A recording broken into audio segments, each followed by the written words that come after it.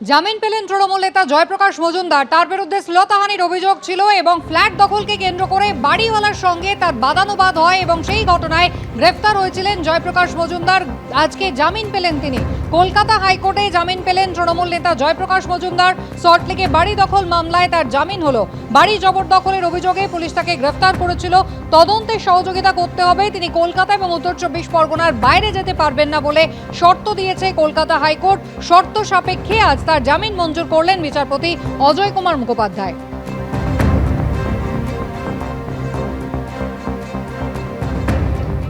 চলে আসছি পরের খবরে। তারাতলায় বিপর্যয়ের নেপথ্যে বেশ কয়েকটি গাফিলতি রয়েছে বলে প্রাথমিক পর্যবেক্ষণে তুলে ধরেছে কলকাতা পুরসভা। অন্যদিকে এই দুর্ঘটনার পর নির্মীয়মান বিল্ডিংগুলির প্ল্যান অডিট করার জন্য কমিটি তৈরি করেছে রাজ্য সরকার। মঙ্গলবার সাউথ ক্যানেল রোডে নির্মীয়মান বিল্ডিংয়ে গিয়ে নথি খতিয়ে দেখল অডিট কমিটি।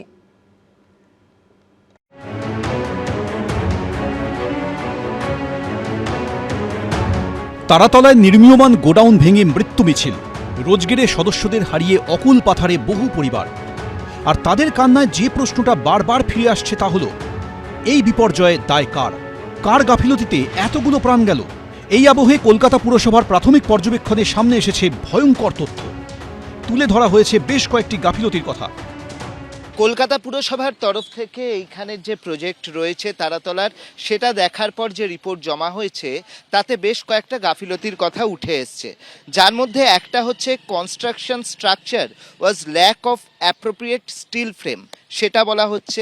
দ্বিতীয় বলা হচ্ছে improper reinforcement concrete with not proper thickness. 3 নম্বরে যেটা বলা হচ্ছে the distance between steel column were wider and deviated from the sanction plan. আর চতুর্থ বলা হচ্ছে যে moreover the steel frame structure is not as per specific size. এই 4টে পয়েন্টের কথা বলা হচ্ছে। অর্থাৎ যে প্ল্যান অনুযায়ী বলা হয়েছিল, যে প্ল্যানের কথা বলা হয়েছিল, সেই অনুযায়ী কাজ হয়নি। পুরসভার বিল্ডিং বিভাগের দাবি, পোক্ত ইস্পাতের কাঠামোর উপর গোডাউনটি গড়ে না তোলায় হুড়মুড়িয়ে ভেঙে পড়েছে সেটি। রিইনফোর্সড কংক্রিট প্রয়োজন অনুযায়ী যথেষ্ট পুরু ছিল না। বিল্ডিং প্ল্যানের নকশা মেনে রাখা হয়নি স্টিল কলামগুলোর মাঝের দূরত্ব। একটি কলামের সঙ্গে অন্যটির তফাৎ তুলনামূলকভাবে বেশি ছিল। ইস্পাতের কাঠামোর ক্ষেত্রে নির্দিষ্ট মাপ মেনে না চলায় সেটি ভার রাখতে পারেনি এবং কার্যত ধস নেমেছে।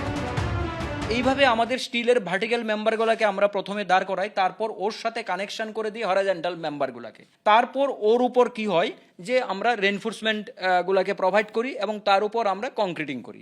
এবার ধরুন আপনার ISMB 500 দরকার, আপনি করে দিয়েছেন কত? 300। তার মানে এটা কমে গেল, 500-এর জায়গায় 300 হয়ে গেল, ছোট হয়ে গেল। তার মানে এটাকে আমরা বলি ইনএডিকুয়েট মেম্বার। এবার এডিকুয়েসি যদি বলতে হয় তাহলে আমাদের হচ্ছে যতটা দরকার ততটা প্রোভাইড করা হয়নি অ্যাকর্ডিং টু দিস রিপোর্ট।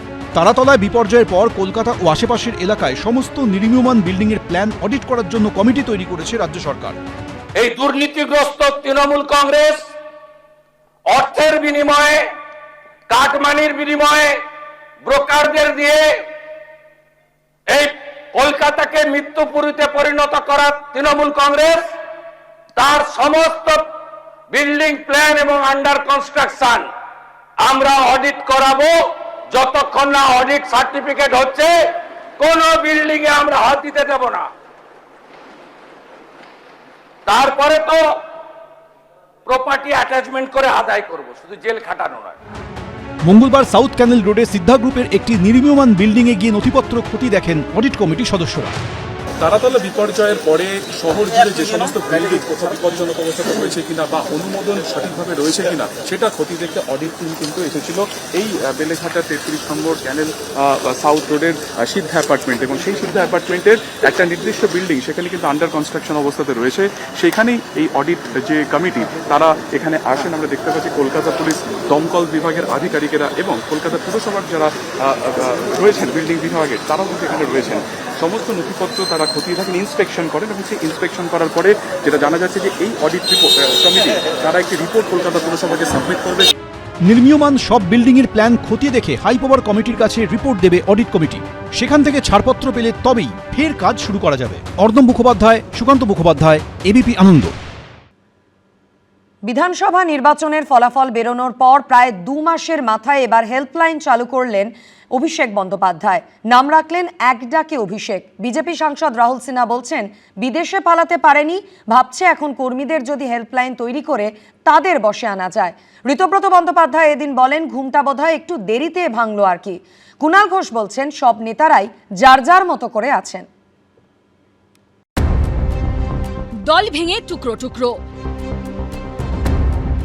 দলের ভেতরে বাইরে সমালোচনা, নিন্দার মুখে তিনি। আছড়ে পড়ছে ক্ষোভ বিক্ষোভ।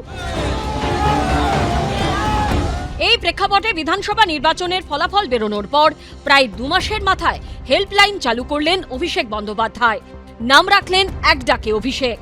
মঙ্গলবার নিজেই সোশ্যাল মিডিয়ায় সে কথা জানিয়েছেন ডায়মন্ড হারবারের সাংসদ মমতা বন্দ্যোপাধ্যায়। অভিষেক বন্দ্যোপাধ্যায় ছবি দেওয়া এই পোস্টে লেখা রয়েছে, নির্বাচন পরবর্তী হিংসায়, বিজেপির অত্যাচারে ঘরছাড়া, নিপীড়িত এবং রাজনৈতিক উদ্দেশ্যে মিথ্যে মামলায় জড়িত কর্মীদের সুবিধার্থে যে কোনো আইনি সহায়তার জন্য যোগাযোগ করুন এক ডাকে অভিষেক। ভোটে ভরাডুবির 26 দিন পর সোনারপুরে দলীয় কর্মীর বাড়িতে যাওয়ার সময় রোষের মুখে পড়েছিলেন অভিষেক বন্দ্যোপাধ্যায়।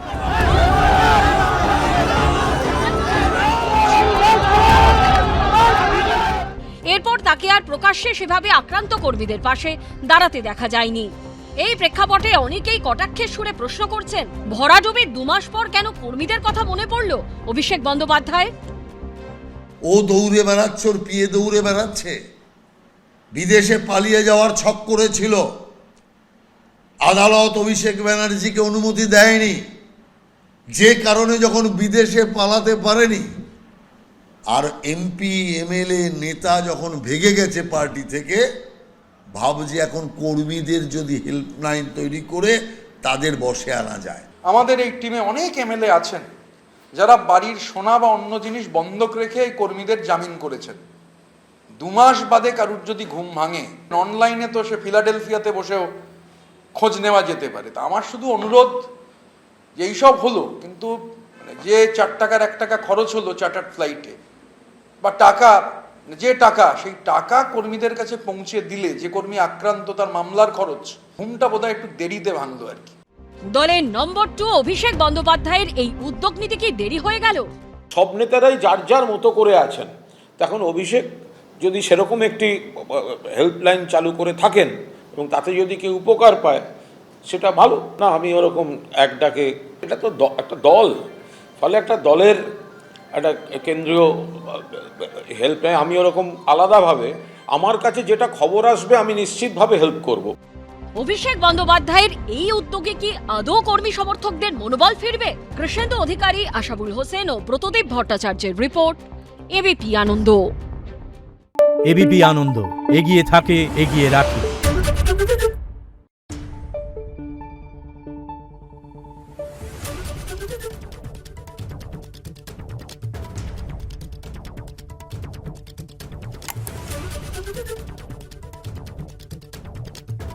Thank you.